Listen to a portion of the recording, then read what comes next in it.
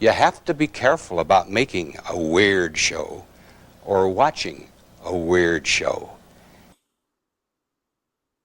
Hello, this is Greg Smalley on Pod 366, a Weird Movies podcast. Joined today, hopefully, by the ebullient Giles Edwards. Hello. Recently back from the Fantasia Film Festival 2025 version, where he reviewed so many films that it almost seems unfair to talk about ones he didn't see or didn't write up. But there are two films that I would like to kind of maybe discuss here briefly up top that didn't get, in one case, didn't get extensive coverage, in another case, didn't get any coverage at all. The film. There's one that I assumed you would have written up, and I'm guessing you didn't because you ran out of time. It's in the third.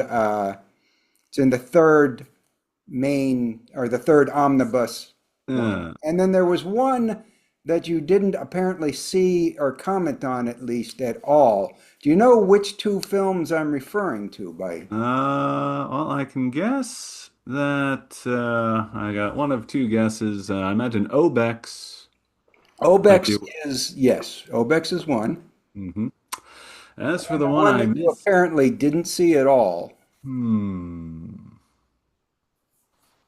Maybe it Sugar was. Rot? What's that? Sugar Rot? No. Yeah. One more hint. It was a not a new film, but a restoration. Oh, yes. I instead saw some new and exciting talent. Ah, Yes, I blame the festival programmers for putting a must-see animation across from another must-see animation, as far as I'm concerned. But yes, I still have not yet seen Angel's Egg. yes. Angel's Egg was the one I'm surprised, which is okay because we do have it written up on the site already. But I was just kind of surprised because Yeah, that was I was torn, but I do like to check out. Yeah, I think it was screening opposite the Circa Animato, which mm, obviously we have mixed merits of covering short films, but I find it very handy to get in early on potential future okay. animation feature makers. So, Okay, so Angel's Egg you can see later when it comes out on Blu-ray, and it may even tour a little bit, although probably not to Troy, New York, but who knows? But you will have a chance to see that. But let's talk a little bit about Obex, which yeah. was a film that we had highlighted when it played at Sundance, so we were waiting for it to still waiting for it to appear to a wide audience to finish its festival run.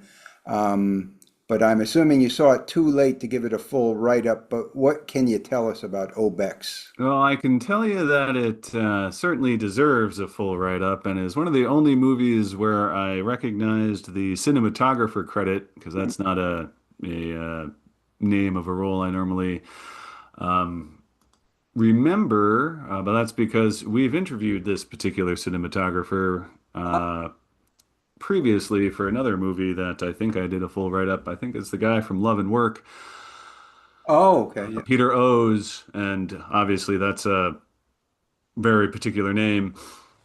Um, and he did beautiful work again with this black and white adventure gaming film set in 1987 and set partly in 1987. I'm going to guess Midwest, um, happily Blandesville, USA, and about half of it set in the fantasy world of the title Obex, which has its own map and things, and the dark demon.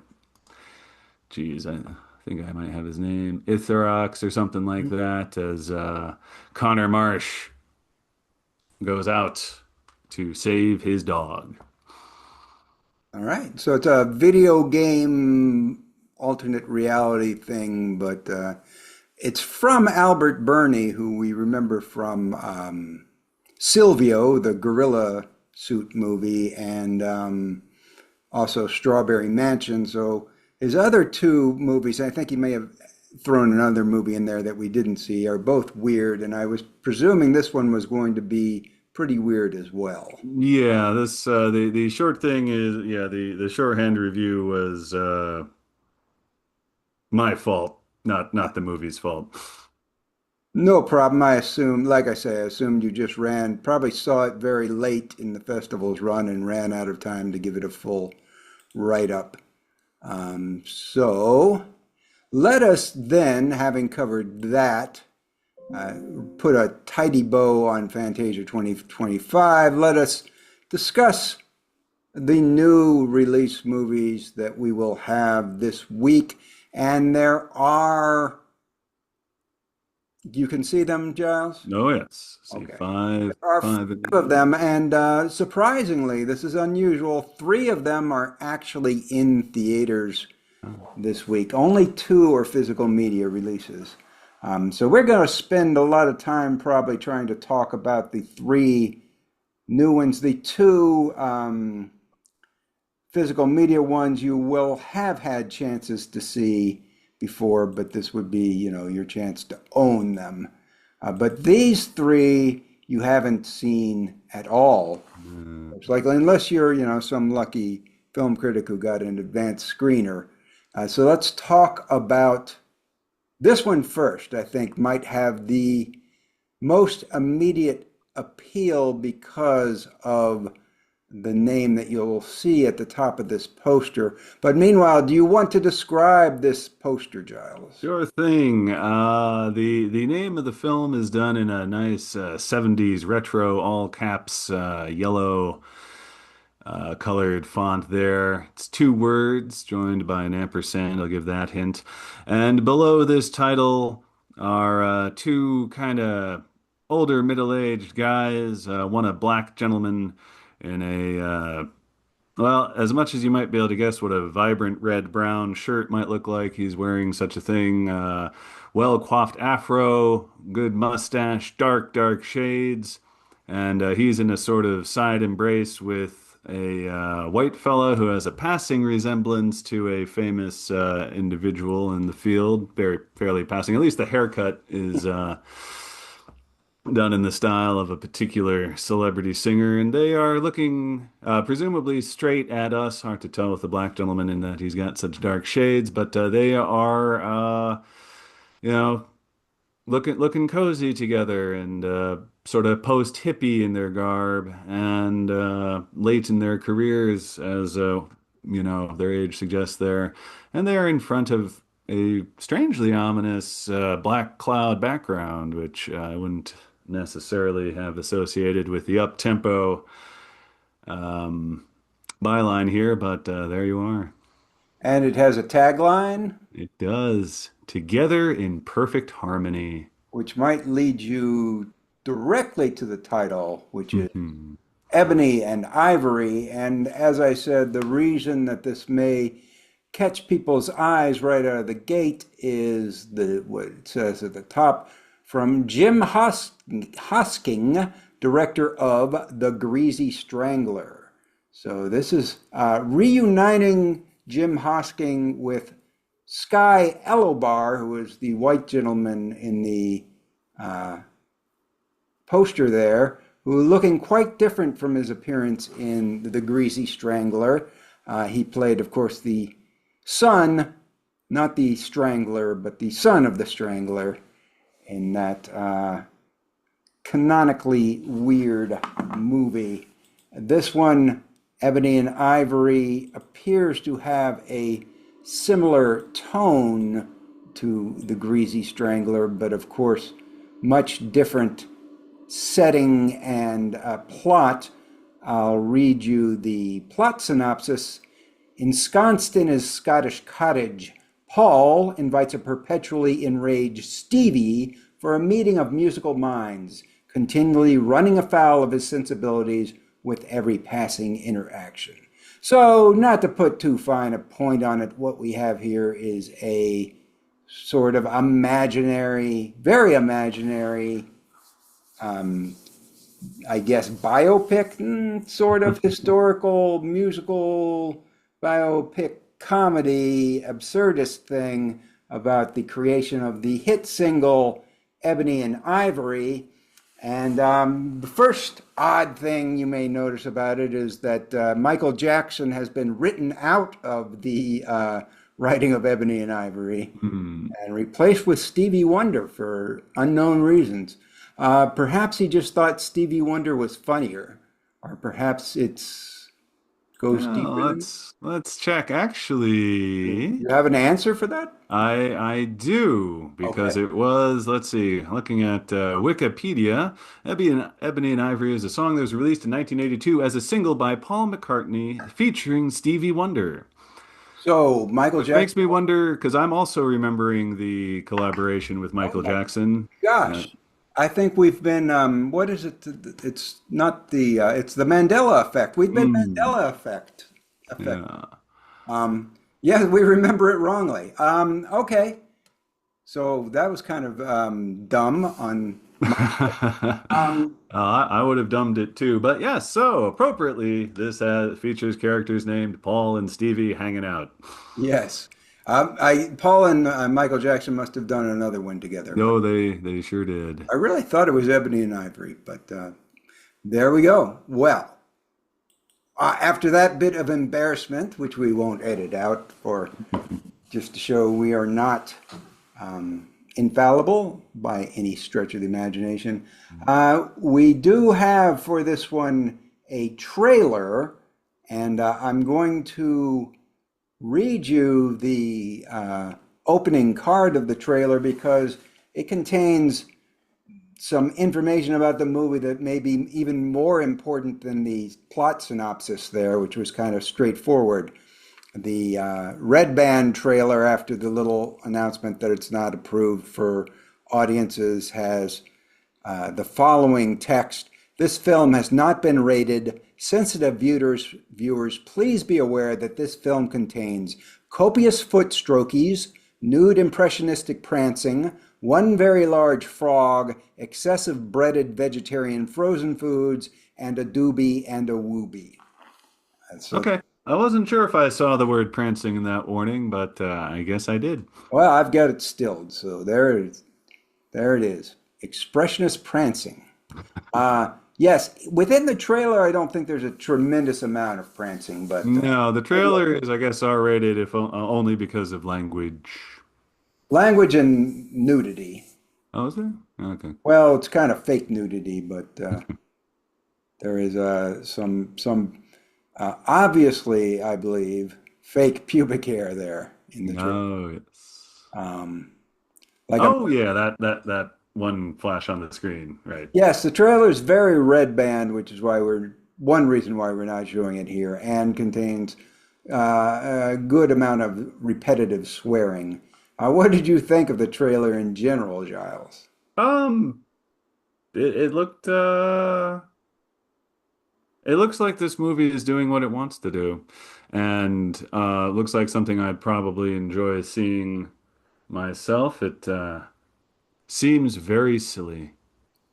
Yes, if you saw the Greasy Strangler, the humor is quite similar in this one. It doesn't seem to have as much, how shall I say, Grease?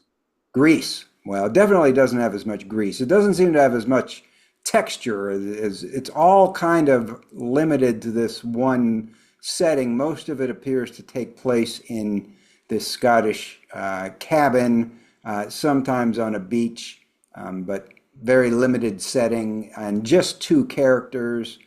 There was not a third character in the entire trailer, I do not believe. There does appear to be a dream sequence, so or if it's not a dream sequence, then the movie is even weirder than we thought.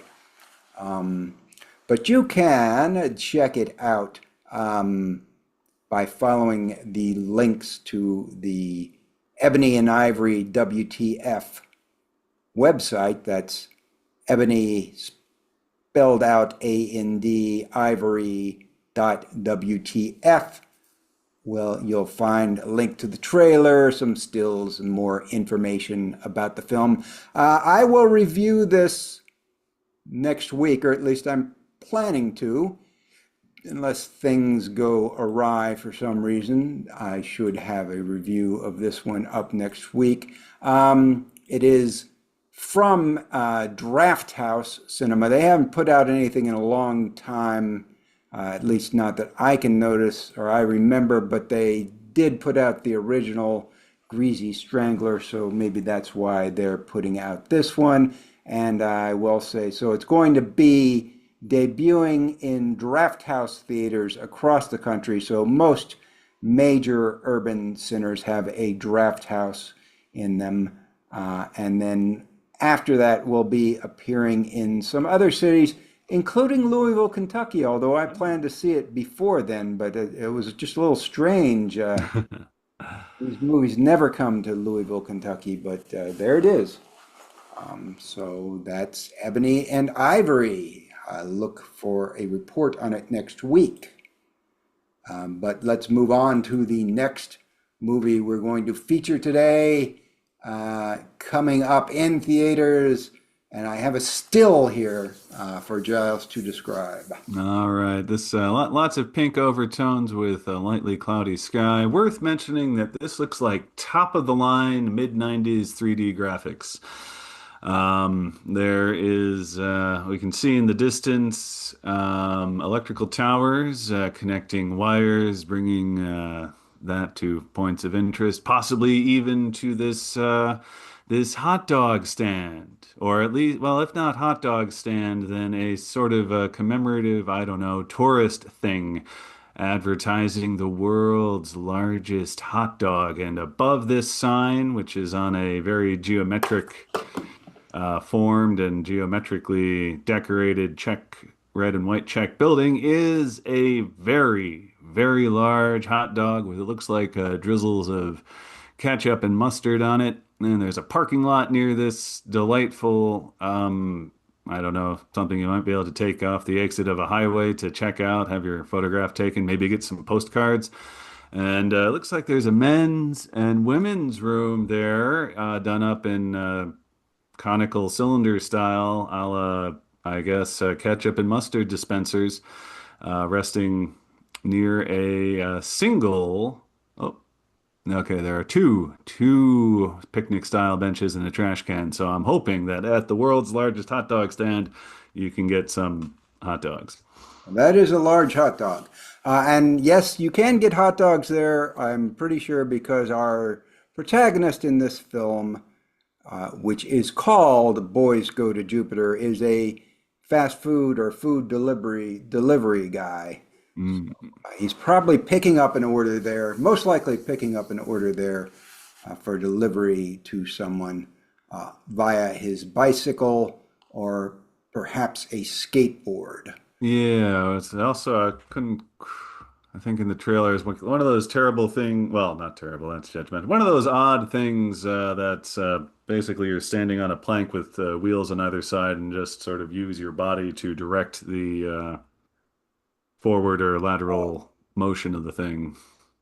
And it is called Boys Go to Jupiter, and the 90s animation that you reference, I think, it's done in something I'm not familiar with, but they do advertise that they use this called Blender animation, and it's a program, so people who are familiar with animation will probably be familiar with Blender animation. It's some sort of animation program that allows you to do this 3D style animation. It looks very this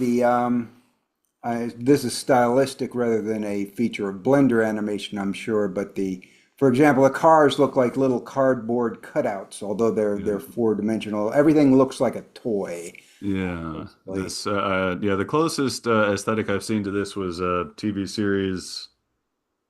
This is not dissimilar from Code Monkeys, although I guess maybe a few years more video game wise advanced. Three-quarter view seemed to dominate the one scene I saw.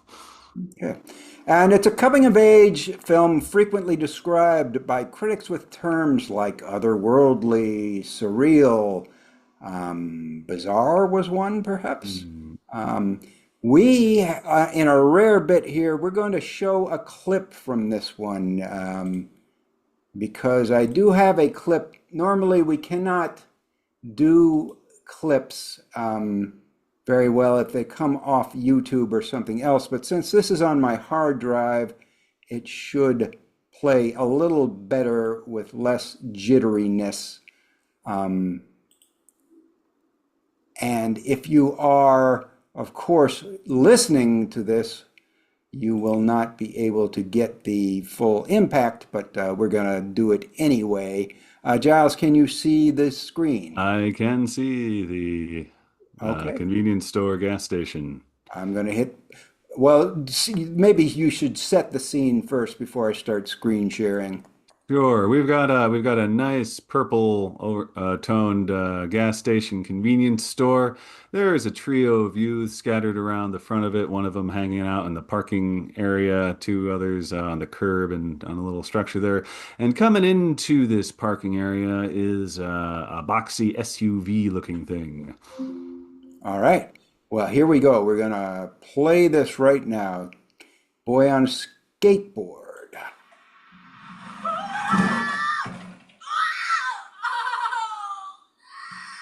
Oh God, I didn't see you. Are you okay? Oh, so much pain. Molly, did you kill somebody? Miss Lady, help me. I'm calling an ambulance. Don't move. No, don't call an ambulance. I think I'll be okay if you buy us a 12-pack of beer. Oh my God, you little asshole. Something drinkable. A 6-pack would be fine.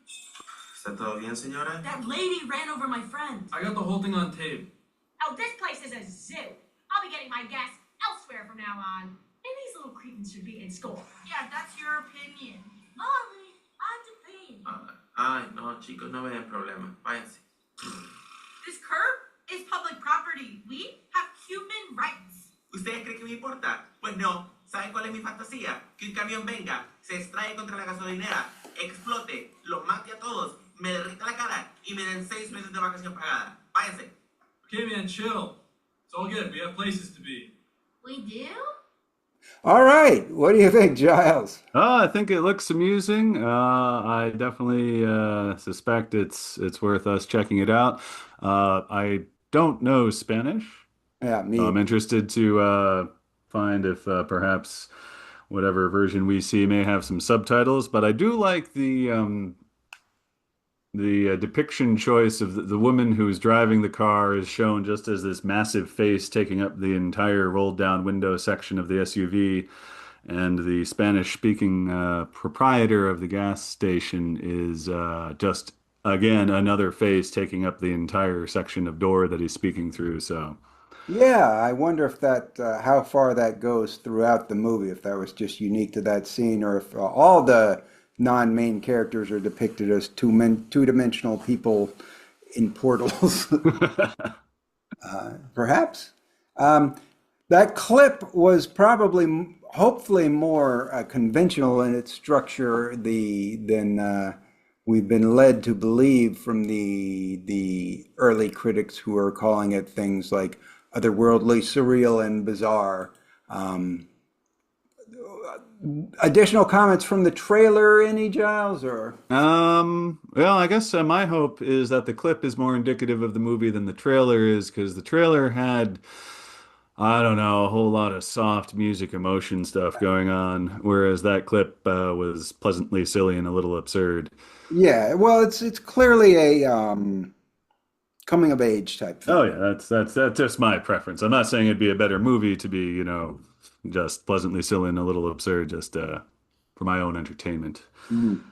Well, that burned up a bit more time than I expected. We don't have a whole lot of time to go into the next one, although we don't have very much to cover. Would you be okay with pausing and coming back? Yeah, that's no problem. All right, we'll take a brief break, come back for a short wrap-up of the rest of the rest of the week's movies, and for you, of course, you won't notice any change at all. for us, we'll have a chance to visit the facilities. All right, so be back in just a moment. Bye-bye, y'all. And we're back. I thought we might start out with a little surprise. We're going to watch another clip of this.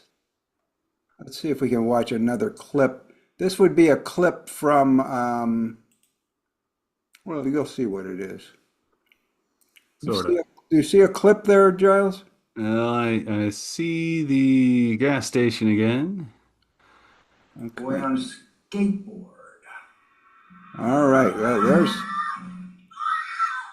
Okay, we got a guy on a skateboard. What we have is two guys watching a guy on a skateboard. The guys aren't doing much or saying much, so I'm not sure. I'm not sure I get this. Well, that was a successful experiment, at least. But let's, screen sharing and stuff. Let's instead go on and cover our last three movies, one of which is in theaters and two of which are on video. This is the one that's in theaters. Can you see this now, Giles? Yeah, I can see that. Okay. Why not describe it? All right, we got a stylized single word title line in red. And dominating the poster here is a profile view of a somewhat shaggy or long-haired brunette individual with a little red cap on, but also primarily a roughly stitched red, I want to say leather-looking mask in the form of a cow pig or something. Can see the eye through a roughly cut hole in the appropriate spot. And so all told, looks a bit folk horror-y, a bit creepy. And other than that, we got it's on black with predominantly green text telling about, I'm going to guess, the people involved, where to see it, and a couple little blurbs, one of which says glimmeringly surreal. Well, and that's probably why we're looking at this one called Harvest. Also, it's from a director who we have nominated for the list before. She didn't make it with Attenberg. And I'll probably get her name wrong. It's Athina Rachel Tsangari, or Tsangari perhaps, Greek.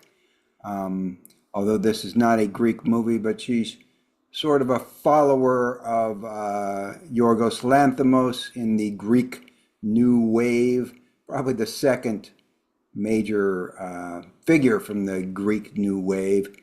This is called Harvest. It's set in Scotland and has a entirely English-speaking cast, so it's not a Greek movie.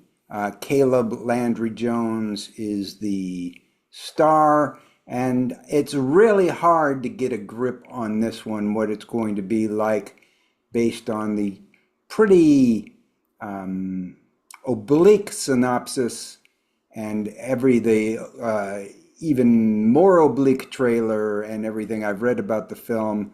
But the synopsis says, over 7 hallucinatory days, a village with no name in an undefined time and place disappears. Townsman turned farmer Walter Thirsk and befuddled lord of the manor Charles Kent are childhood friends about to face an invasion from the outside world, the trauma of modernity. So, what's it about? Scottish village, farmer.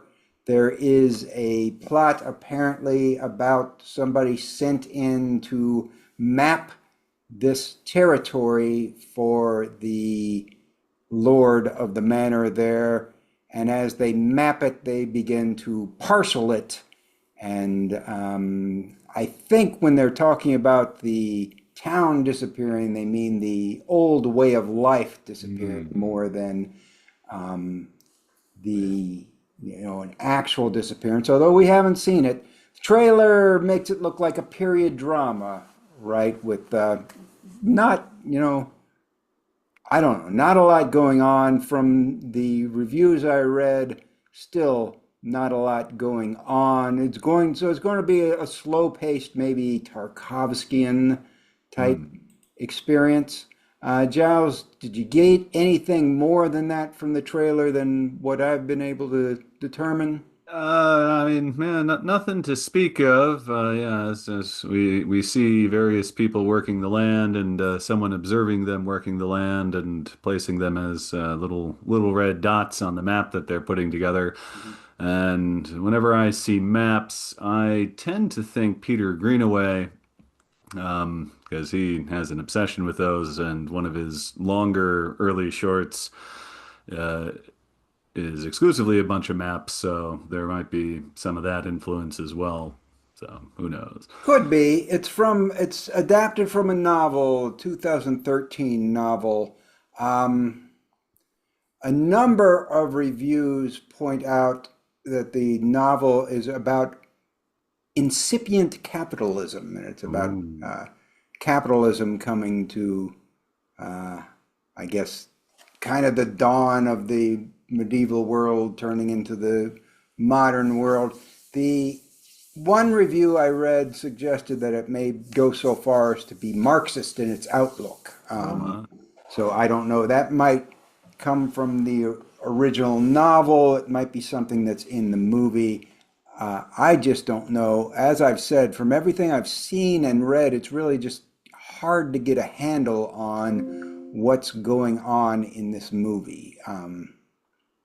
But it does have great weird credentials, has been mentioned as surreal multiple times by multiple sources. So I feel fairly confident that it's going to be weird in that slow-moving art house way. As I say again, perhaps a bit Tarkovskian. We shall see, though.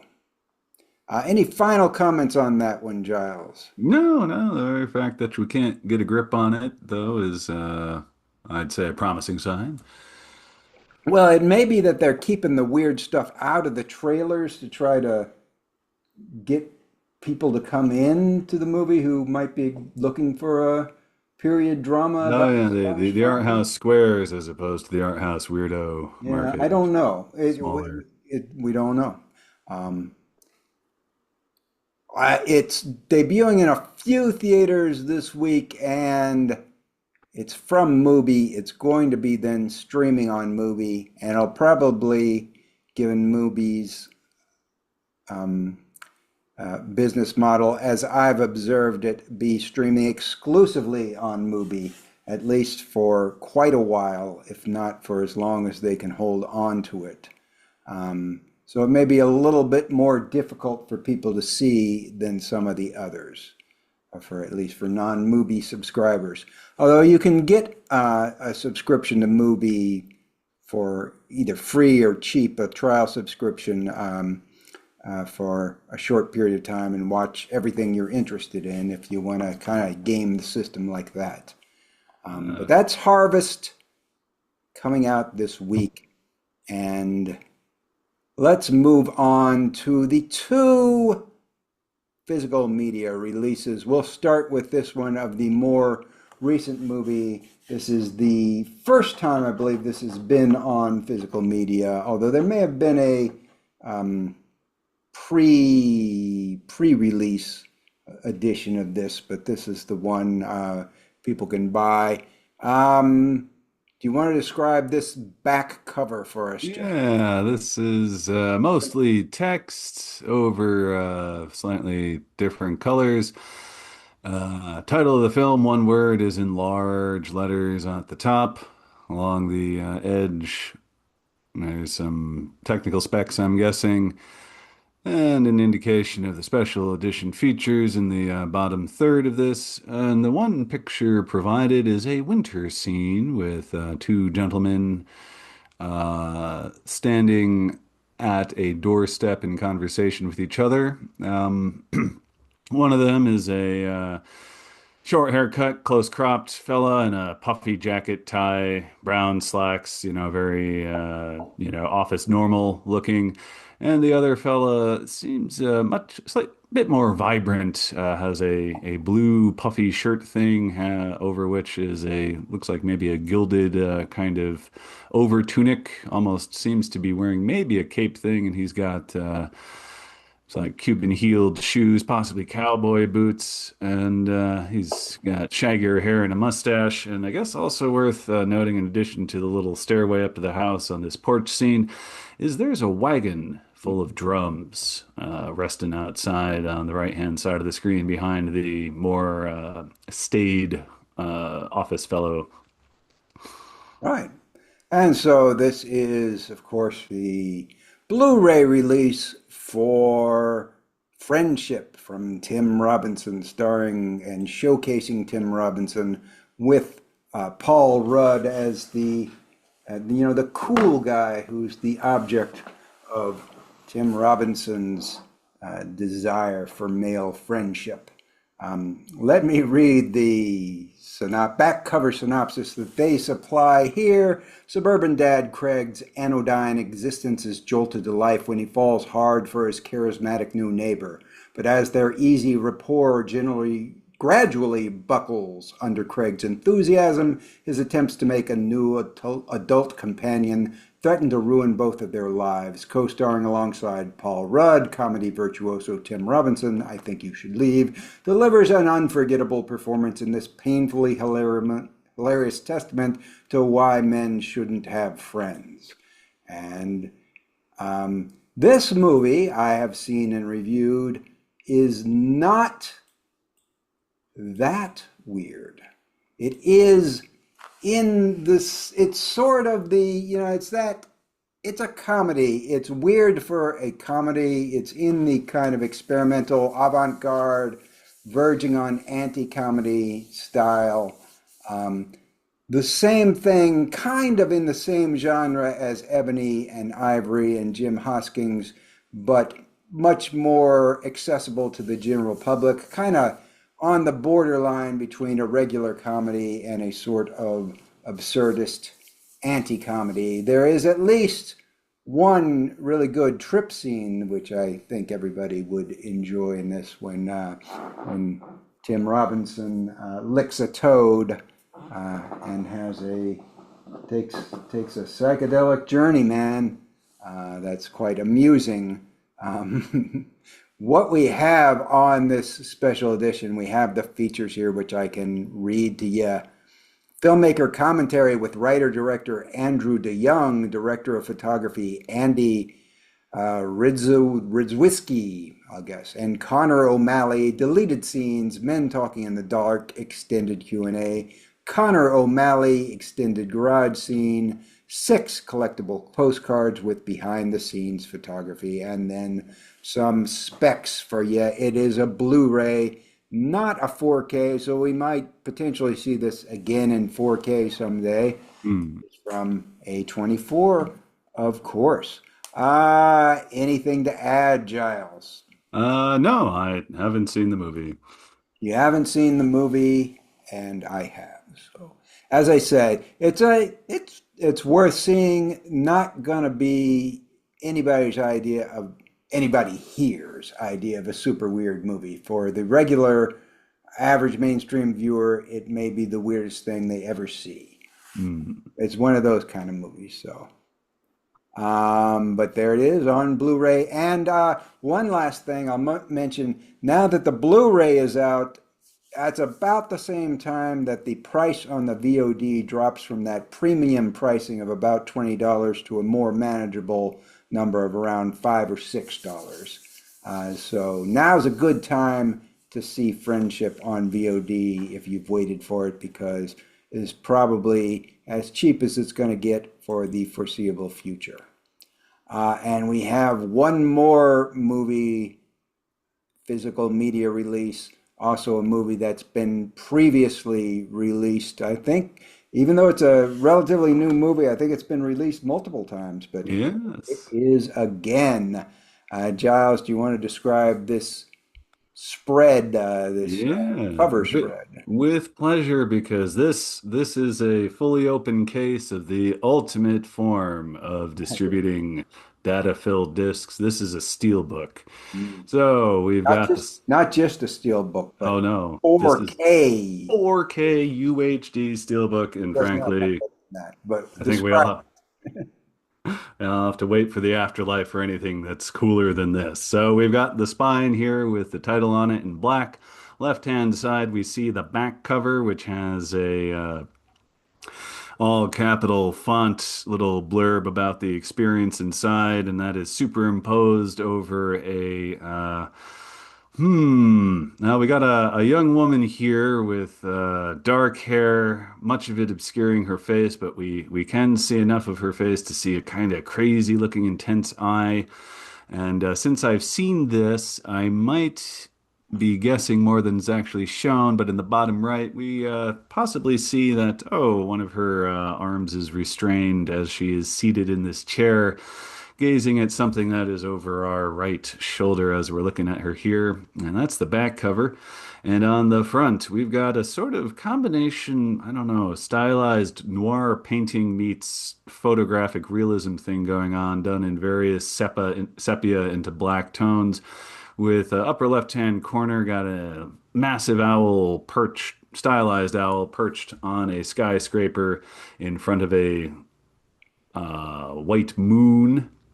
On the right-hand side, we have a TV studio light, a big spotlight thing turned off at the moment, and that's resting on top of a television, which is showing the image that we saw on the back cover here. And standing sort of contemplatively, perhaps forlornly, is a suited gentleman with a slick haircut and long sideburns, gazing into, I guess, a bright vertical beam of light that springs down the cover through the middle and provides the negative space for the black text in the middle of the title, which is done up in primarily in white capital letters at the bottom. Yes, and then there's also a spine, and on the spine in the front, you will find the title of this movie, which is Late Night with the Devil. And on the back cover, we have a little tagline, "Ladies and gentlemen, please stay tuned for a live television first, ...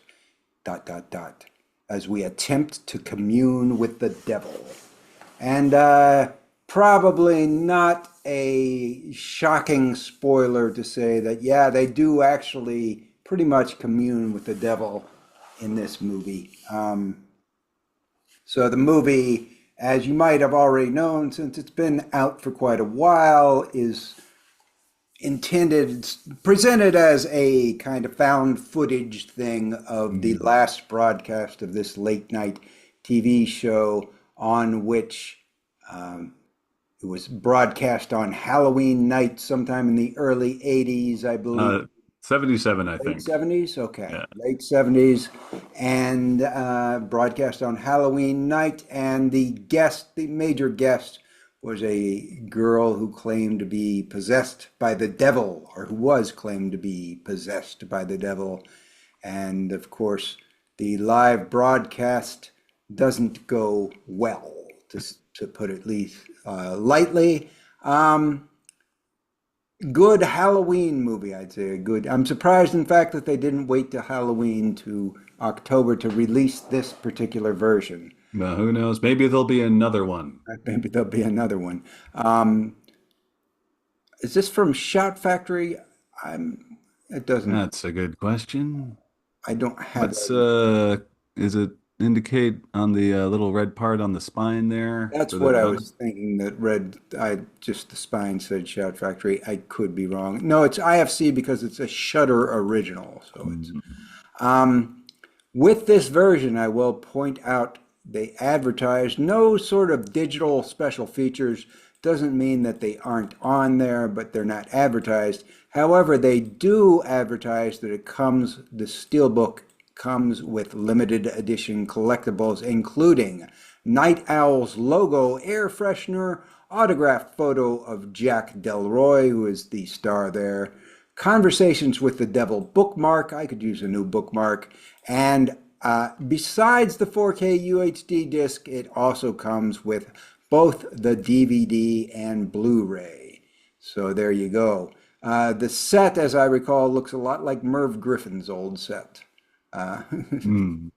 So it's got those 70s color scheme. And Oh gosh, you never saw so many different exciting shades of brown as yeah, it's all earth tones, and the most vivid thing you'll get is a very dull brownish red and dull oranges. But yeah, it's very, very 70s in the design, very accurate. I think that might be one of the things a lot of people liked about it. It was very accurate to the era in the production there. I do believe Giles liked this more than I did. I liked it, and I didn't think it was especially weird until it made us kind of faint towards the weirdness at the very end. Yeah. I think Giles was much more favorable towards it. However, that's usually how things go around here. Well, I did have the advantage. The context of me having seen it when I saw it the first time was at Fantasia. It was a late night showing. It was a packed house of enthusiastic people, and it was coupled with an odd weather event that sprang up immediately upon exiting the auditorium. There was a very ominous thunder and lightning that came out of nowhere. So, all told, a weird evening, I guess, that maybe tilted me toward my Apocrypha designation. But I I imagine under more normal circumstances, you probably got a point, Greg. Yeah. Well, and it was definitely a worthwhile movie to see, particularly if your taste in weird go towards the horror end of the spectrum. David Dastmalchian there was quite convincing in the role of a fairly smarmy 70s late night TV host.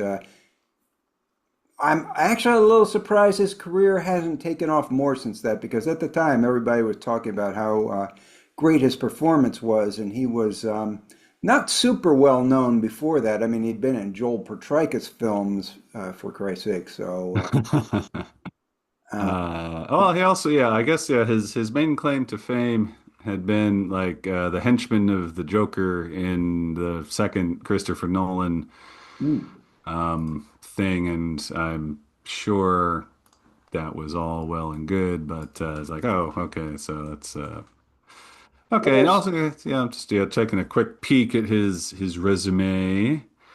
He did have. Yeah, okay. I guess you're kind of right. He showed up in Oppenheimer as someone, but then again, I think that was one of those very large cast things. And but yeah, he's really good in this, and so hopefully we will see more of him, and preferably more of him exploring weird stuff too. 'Cause he's yeah, got there's still classic plenty work. of time. I mean, Oh yeah, he's Night a with young the fellow. Devil was only a couple of years ago. So, I mean, Yeah. the fact that he hasn't been cast in the next Marvel superhero, that doesn't necessarily mean that his run is over. So, Oh no. all right, well, that's it for today. Any takeaways there, Giles, or are we just going to wrap it up? I guess we can just wrap it up. We can warn our dedicated viewers and listeners that I will not be on next week, but you've got help. I'll have Penguin Pete Yeah. jumping in to take your place. Yeah. Although no one can take your place, but Oh, thank you. Pete will Much. do his own thing. I certainly would never dream of taking Penguin Pete's place, but yeah. All right, well, we will see you people next week. No guest currently scheduled. We were talking about a number of guests for the future, however, so just stay tuned and buy our book, won't you? Hey, also, why don't you like and subscribe and all that stuff that they say is necessary for that algorithm. And thank you for watching to the end, and we will see you next week. Bye bye, everyone. Weird. Yeah, I guess that is the word for it. Weird.